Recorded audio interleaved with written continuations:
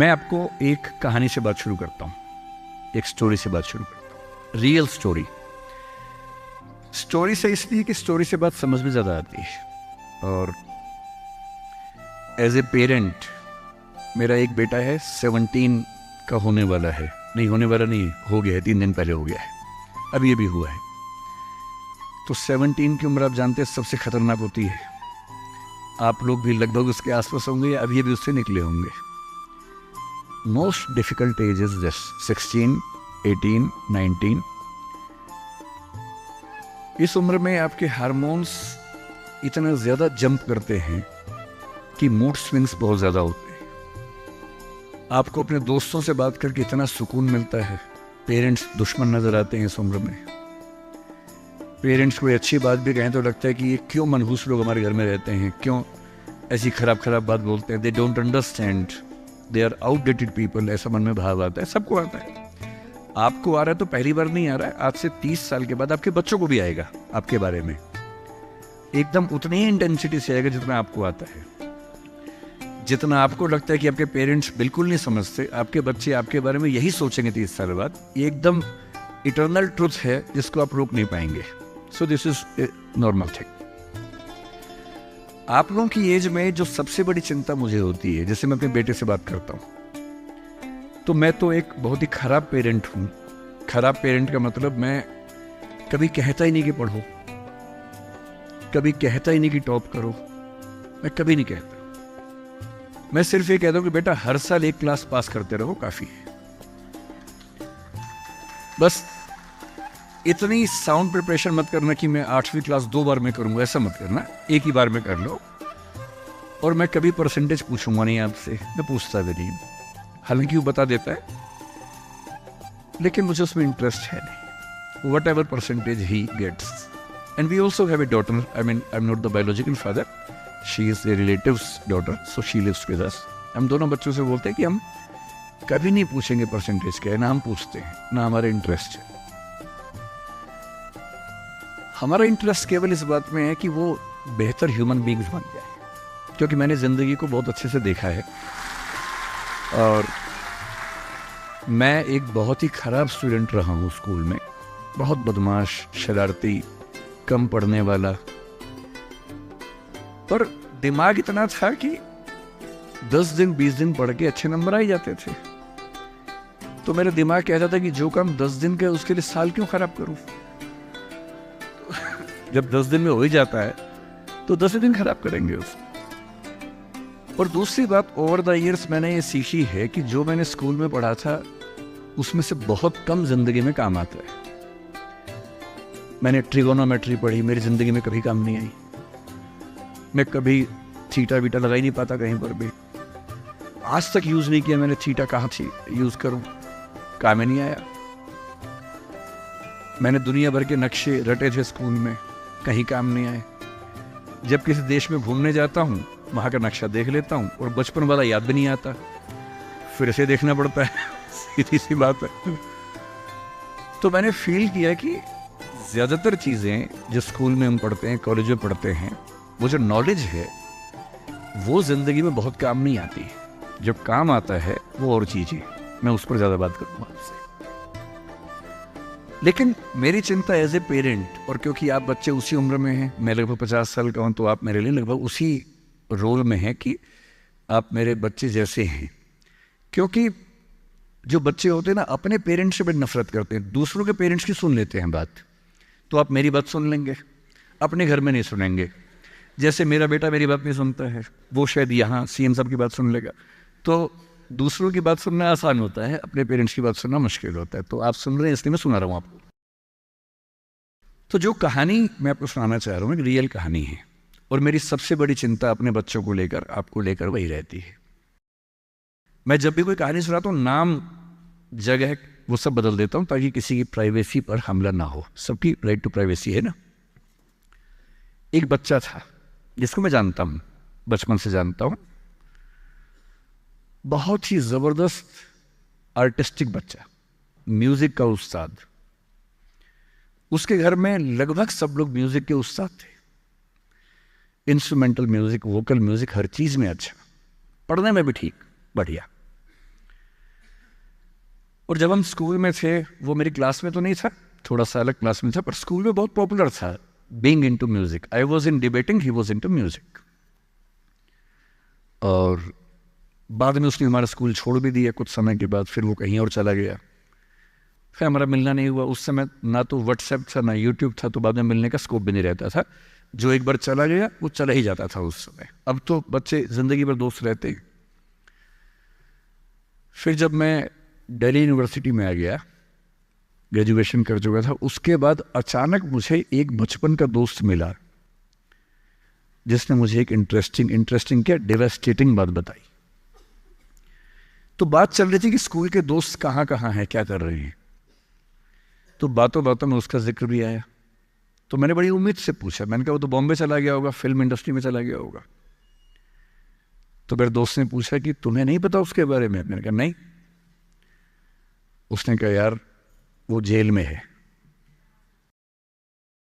And he was one of the most creative students of our school. मैंने कहा jail में क्यों है?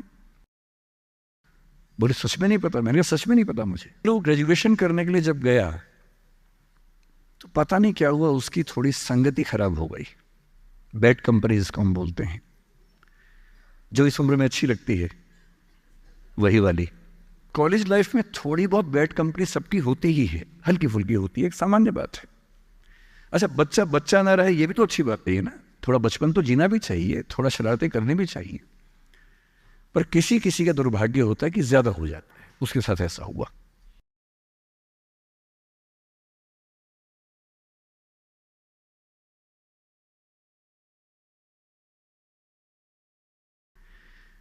मतलब 1000 लोग जाएंगे तो उनमें से एक आध वापस आएगा, वो भी इतने मुश्किलों से जो ऑलमोस्ट इम्पॉसिबल है। I have seen many such cases. Social welfare department से मेरे कई दोस्त ऑफिसर्स हैं, तो मैं उनसे जब पूछता हूँ बताते हैं, मैंने ऐसे लोगों को देखा है 10-10 साल से स्ट्रगल कर रहे हैं एडिक्शन से बाहर आने की, नहीं आ पा रहे, खत्म हो गए हैं। उस बच्चे को ड्रग्स की आदत पड़ गई कॉलेज में जाके, पेरेंट्स को पता ही नहीं था। तो जब पेरेंट्स को भनक लगी तो उसको दबाव बनाया कि तुम घर आ जाओ। अब वो जिस कंपनी में था, दोस्तों वाली कंपनी में, वहाँ अब ड्रग्स तो बहुत महंगे होते थे, पैसे घर से बहुत कम आते थे, जितने पैसे एक मिडिल क्लास फैमिली दे सकती है। अब वो घर से ज़्यादा पैसे मांगने लगा, पैसे मिलते नहीं थे। उसको अपने ही घर के लोगों पर गुस्सा आने लगा। तो एक बार वो अपने घर आया हुआ था छुट्टियों में, और वहाँ भी वो कुछ कुछ करता रहता था। उसके पेरेंट्स ने उसको बहुत समझाया कि बेटा ऐसा मत करो, और एक दिन इस बात पे झगड़ा बढ़ गया। भाई आप पेरेंट्स की चिंता समझेंगे आज से 30 साल बाद, जब आपके बच्चे इस एज में होंगे ना, आपकी नानी मर जाएगी उस समय। नानी मरना एक मुहावरा है, इसका मतलब बहुत चिंता में रहेंगे उस समय आप। और उस दिन पता नहीं क्या हुआ, एक झगड़ा हुआ, क्योंकि जो एडिक्शन के शिकार हैं उनका दिमाग उनके कंट्रोल में नहीं होता है। यहाँ तक कि जो ड्रिंक करते हैं, ड्रिंक एक लेवल से ज़्यादा कर लें तो दिमाग कंट्रोल से बाहर निकलने लगता है। ड्रग्स में तो ये एलिमेंट बहुत ज़्यादा होता है। और आधी रात को उसने क्या किया, उसने अपनी फैमिली के 5 लोगों का मर्डर कर दिया। मर्डर। उसने खाने में जहर मिलाया, लगभग सब लोग उससे मर गए। एक मेंबर नहीं मरा क्योंकि उसने खाना खाया नहीं उस दिन, तो उसको उसने अलग से मारा। और ये बात है जब उसकी उम्र लगभग 17-18 साल की थी, या 19 के आसपास रहा होगा। उसके बाद वो जेल गया। मुझे उसके बाद से पता ही नहीं कि क्या हुआ, फांसी हुई या उम्र कैद हुई या क्या हुआ, ना तो मुझे पता है, ना मैं इंटरेस्टेड हूँ जानने में। मैं उसका नाम हम सब जानता हूँ, एंड 1-2 क्लास स्कूल में ऐसी थी कि वो हम आसपास थे, जानते थे, पहचानते थे एक दूसरे को। मेरी सबसे बड़ी चिंता ये होती है बच्चों को लेकर कि किसी भी गलती से वो ड्रग्स में ना चले जाएं। आप सबसे रिक्वेस्ट कर रहा हूँ हाथ जोड़ के, कुछ भी कर लेना, ये मत करना। बदमाशी करो, शरारत करो, थोड़ा इश्क विश्क होगा, करो, कोई दिक्कत नहीं। किसी को चीट मत करना, ड्रग्स में मत जाना, क्योंकि इन रास्तों पे जाने के बाद वापसी का रास्ता नहीं है, पूरी जिंदगी खत्म हो जाती है। एक शायर ने कहा है, बस एक कदम गलत उठाता राह शौक में, राह शौक का मतलब शौक के रास्ते पर चल पड़े थे, बस एक कदम गलत उठाता राह शौक में, मंजिल तमाम उम्र मुझे ढूंढती रही। मेरी मंजिल जिंदगी भर मुझे ढूंढती रही, कहाँ चला गया? सिर्फ एक गलती हुई थी और उस एक गलती ने कहीं का नहीं छोड़ा। आपको लग रहा होगा कि ये तो पापा जैसा है, प्रीच कर रहा है हमें, पापा डोंट प्रीच वाला भाव मन में आ रहा होगा आप लोगों के, पर मेरा काम ही है, मैं क्या करूं?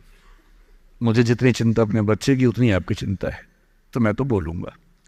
आप मानेंगे नहीं मानेंगे आपकी मर्जी है, लेकिन ईश्वर ना करे कुछ गलती हुई तो बाद में आप इस बात को याद ज़रूर करेंगे कि किसी ने समझाया था हाथ जोड़कर, और हम उसके बाद भी नहीं समझे थे।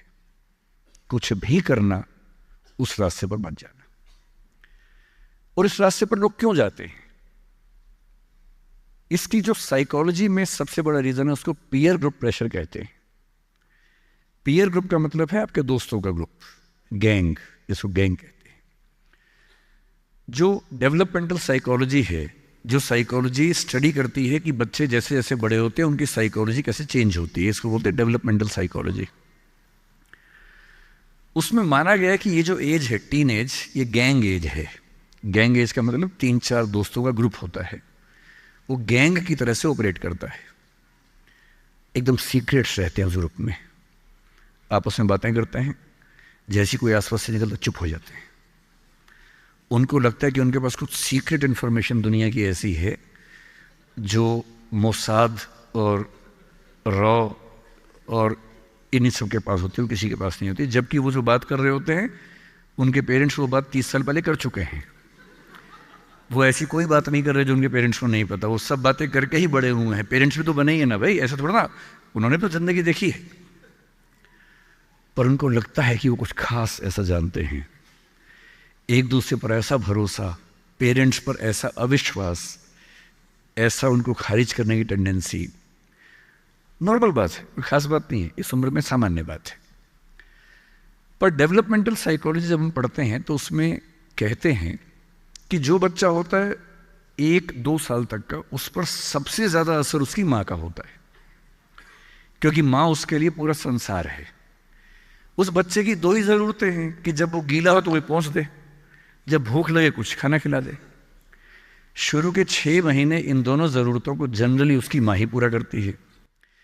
तो उसको धीरे धीरे लगता है कि जो माँ है ना, यही मेरा सब कुछ है, और माँ की हर बात को फॉलो करता है वो। 6 महीने के बाद थोड़ा सा बाहर का खाना, घर के बाकी मेंबर्स का असर पड़ने लगता है। 2 साल के बाद जब बच्चा पहली बार स्कूल जाता है, 2 या 3 साल के बाद, तो आप देखेंगे प्राइमरी स्कूल में टीचर्स आमतौर पे महिलाएं होती हैं, विमेन होती हैं, मेल्स नहीं होते हैं। उसके 2 रीज़न है। एक तो मेल्स में इतनी पेशेंस होती नहीं आमतौर पे। अपना ही बच्चा हो तो 2 मिनट के लिए चिकोटी काटना, प्यार करना ठीक है, 2 मिनट के बाद नहीं झेल पाते वो। और बच्चा अगर रोने लगे, उनके चश्मा उतार के मारे, थप्पड़ मार दे, मूंछ खींच ले, इरिटेट हो जाते हैं। 5 मिनट के बाद तो बच्चा पिटता ही पिटता है अपने बाप के हाथों। इसलिए बच्चे भी बाप के पास कम जाना पसंद करते हैं, जाते हैं 1-2 मिनट के लिए, फिर भागाते हैं वहाँ से। इनको पता है कि ये जो ब्रेक इवन होने वाला टाइम आ गया है, अब इस टाइम पर निकल जाना चाहिए। मदर्स में बायोलॉजिकली भी और कल्चरली, सोशली भी ये वैल्यू ज़्यादा डेवलप हो जाती है कि वो झेल लेती हैं उस बच्चे की परेशानियों को। बच्चे बहुत परेशान करते हैं। अगर आप मुझसे पूछें इस दुनिया में सबसे मुश्किल काम क्या है, सबसे मुश्किल है बच्चे को पालना। इससे मुश्किल कोई काम नहीं है। छठी का दूध याद दिला देते हैं बच्चे। बच्चे को पालने से मुश्किल दुनिया का कोई काम नहीं है, और वो काम जनरली हमारे घरों में मदर्स करती है, जिनका इतिहास में नाम नहीं लिखा जाता, जबकि सबसे महत्वपूर्ण काम घर के अंदर वो कर रही हैं। इस बात की बहुत वैल्यू है। कई जगह पेरेंट्स मतलब फादर्स भी कर रहे हैं कुछ हद तक, लेकिन जनरली दुनिया में ज़्यादा ये काम अभी तक महिलाओं के हाथ में जाता है। जब बच्चा स्कूल जाता है तो स्कूल जाने के बाद आप देखेंगे जो लेडी टीचर होती है, जिसको बच्चा प्यार से मैम कहता है, मैम, ऐसे बच्चे के लिए मैम दूसरा भगवान होता है मम्मी के बाद। कुछ समय के बाद भगवान नंबर 1 मैम हो जाती है, भगवान नंबर 2 मम्मी हो जाती है। और अगर मैम ने कुछ कहा है और मम्मी कह रही गलत है, तो बच्चा घूर के देखता है कि तुम बताओगी मुझे, वो भगवान है वो तो मेरी। तो बच्चे को मैम पे भगवान जैसा भरोसा होता है। फिर जब वो बड़ा होने लगता है 10, 11, 12, 13 साल का,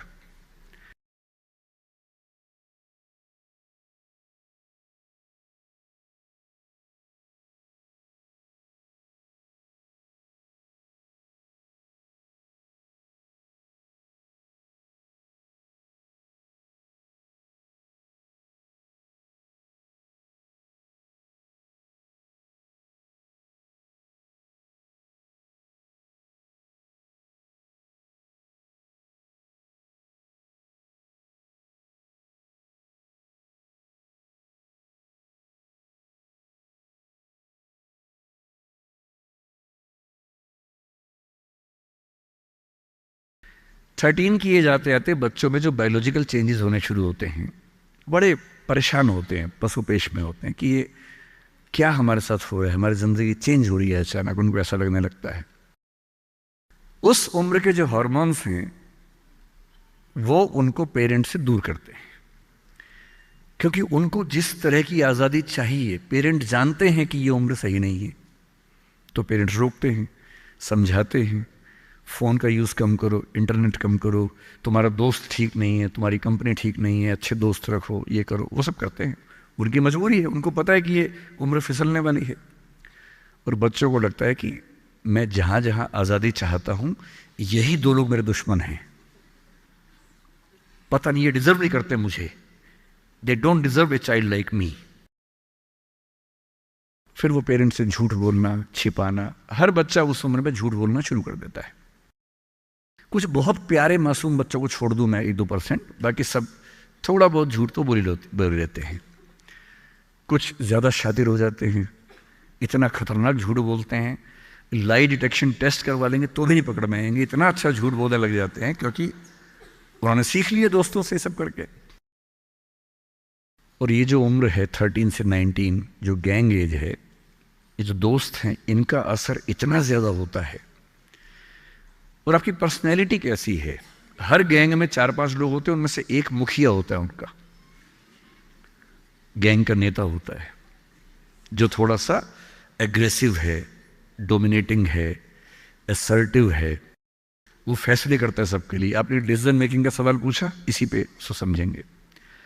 उसने कहा कि चलो सब फिल्म देख के आएंगे, तो बाकी 4 फॉलोवर्स होते हैं, वो चलते हैं, जी जी चलो चलो चलो चलो चलो। इन सबका सेल्फ रिस्पेक्ट का लेवल अलग अलग है। जो नेता है उसमें सेल्फ रिस्पेक्ट बहुत ज़्यादा है, इतनी ज़्यादा है कि वो दूसरों की सेल्फ रिस्पेक्ट की धज्जियाँ उड़ा देता है।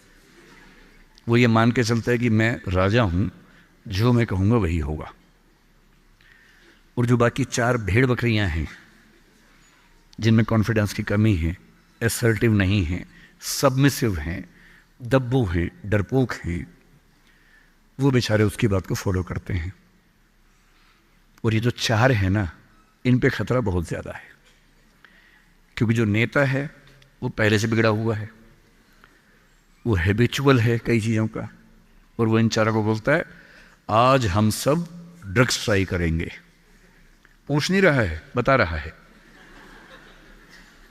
अब इन 4 में से एक के मन में है कि ना करूं, मम्मी ने उसको 1000 बार समझाएगी बेटा ये मत करना, वो बेचारा बोल ही नहीं पा रहा, घबराहट हो रही है उसको। बड़ी मुश्किल से मिमियाते हुए एक वाक्य उसने बोला, मिमियाना मतलब बिल्ली की तरह से बोलना, कैट की तरह से बोलना। उसने कहा यार मम्मी ने कहा था ठीक नहीं होता है। अब उसके बाद जोर से ठाका मार गया, ये देखो मम्मी का बच्चा, ये देखो मम्मी का बच्चा, इसको दूध पिलाओ इसको, बच्चा है, ये तो बड़ा ही नहीं हुआ, ये तो मर्द ही नहीं बना अब तक। हम तो मर्द हैं, हम तो बड़े हैं, हम तो ग्रोन अप हैं। इस बच्चे की सेल्फ एस्टीम, सेल्फ रिस्पेक्ट इतनी कम है कि डर जाएगा, एकदम घबरा जाएगा। 3 लोग बोलेंगे अरे कुछ नहीं होता, अरे कुछ नहीं होता, आजा आजा आजा आजा, अरे कुछ नहीं होता, कर ले ट्राई, हम भी तो कर रहे हैं, कर ले ट्राई। और इसी प्रेशर में ये बच्चा पहली बार ऐसी गलती करेगा। और मैंने पहले ही कहा कि रास्ता एक तरफा है, वापसी का रास्ता नहीं। इस प्रेशर को बोलते हैं पीयर ग्रुप प्रेशर, दोस्तों का प्रेशर।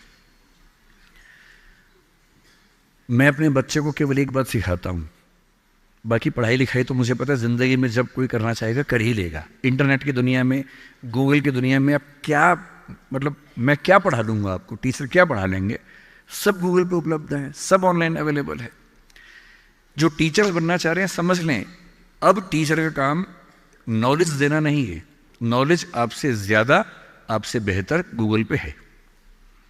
अब आपका काम उससे ज़्यादा बड़ा है। क्या है अभी डिस्कस करेंगे। मैं केवल एक बात पे फोकस करता हूं कि मेरे बच्चे या आप लोग पीयर ग्रुप प्रेशर से बच सके।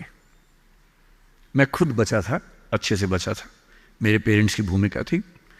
मैं जिस हॉस्टल में रहा उस हॉस्टल में लगभग सब ड्रिंक करते थे कॉलेज के दिनों में, मैं नहीं करता था। मुझे कभी ज़रूरत ही नहीं लगी उस चीज़ की, तो नहीं लगी तो नहीं किया। अच्छी बात सिर्फ इतनी है, मैं ये नहीं कह रहा कि ड्रिंक करना अच्छी बात है कि बुरी बात है, वो तो इंडिविजुअल फैसला हर किसी का है, लेकिन मैच्योर होने के बाद, बचपन में नहीं। मैं सिर्फ ये कहना चाह रहा हूं कि अगर 4 लोग मुझ पर दबाव डालें और मैं उनके दबाव में आ जाऊं, ये ठीक नहीं। मुझे ध्यान है कि हमारे हॉस्टल की नाइट चलती थी, फ्राइडे की रात है, वार्डन साहब छुट्टी पे हैं, 10-12 लोग एक कमरे में बैठे हैं, शराब की बोतल खोल ली है या बियर जो भी है, सबका मन है पीने का। वो मतलब एडल्ट्स हैं, 18+ के थे, वो शायद लीगली अलाउड होगा उनके लिए, मुझे नहीं पता। और जो लोग नहीं पीना चाहते उनको दबाव बना रहे हैं कि आ पी के दिखा, तू मर्द है तो पी के दिखा, बड़ा हो गया तो पी के दिखा। जब भी कोई ऐसा दबाव बनाए ना, इतना भी दबाव में नहीं आना है। जैसे कोई बोले बड़ा है तो पी के दिखा, आपको बोलना है मैं इसको पिए बिना ही बड़ा हूं। मर्द है तो पी के दिखा, मैं इसको पिए बिना ही मर्द रहता हूं। तुम इसको पी के मर्द बनते हो, हम ऐसे ही मर्द हैं भाई। दोस्त नहीं है क्या हमारा, तो क्या बोलना है, अगर तुम्हारी दोस्ती के लिए मुझे पीनी पड़ेगी शराब, तो मेरी दोस्ती के लिए तुम छोड़ क्यों नहीं सकते? अजीब बात है भाई। दोस्त, क्या मैं ही तुम्हारा दोस्त हूं, तुम मेरे दोस्त नहीं हो? तुम्हारी दोस्ती के लिए मैं ड्रग्स लेना शुरू कर दूं और मेरी दोस्ती के लिए तुम छोड़ नहीं सकते? अगर तुम छोड़ नहीं सकते तो मैं ले नहीं सकता। और दोस्ती अपनी जगह है, हमेशा ध्यान रखना। भूल के भी कभी कोई ऐसी डिमांड मत करना जो दोस्ती की हदों से ज़्यादा जाती हो। मैं साफ कह रहा हूं, मैं ड्रग्स के रास्ते पर नहीं जाऊंगा, ये काम मैं नहीं करूंगा। मुझसे दोस्ती रखनी है, इन शर्तों के साथ रखो, मैं किसी दबाव में ना आया हूं ना आऊंगा। इसको बोलते हैं असर्टिवनेस। अपनी शर्तों पे जीऊंगा, किसी के दबाव में नहीं जीऊंगा। जो गलत है गलत है, नहीं करना है तो नहीं करना है। एक शायर ने बड़ी अच्छी बात कही इश्क के बारे में, लेकिन यहाँ अप्लाई होती है। उसने कहा, वो नहीं मेरा सही, उससे मोहब्बत है तो है। भाई किसी से मोहब्बत है, नहीं हो पाया मेरा, कोई बात नहीं। वो नहीं मेरा मगर उससे मोहब्बत है तो है। अब ये रस्मों और रिवाजों से बगावत है तो है। अगर मैंने एक सही बात कह दी और वो रस्म रिवाज के खिलाफ है तो है, मैं क्यों डरूंगा? जो मुझे ठीक लगा, अपने ईमान के मुताबिक लगा, मैंने कहा वो मैं करूंगा। तो जो बात मुझे अपनी ओर से शुरुआत में कहनी थी मैंने आपसे कही है। और मेरा ख्याल है कि अगर आप सब बच्चों में से एक बच्चा भी मेरी बात सुन के गलत रास्ते पे जाने से रुक गया तो मेरा सिक्किम आना धन्य हो गया। मैं उसमें बहुत खुश हूं, उससे ज़्यादा मुझे कोई ज़रूरत नहीं।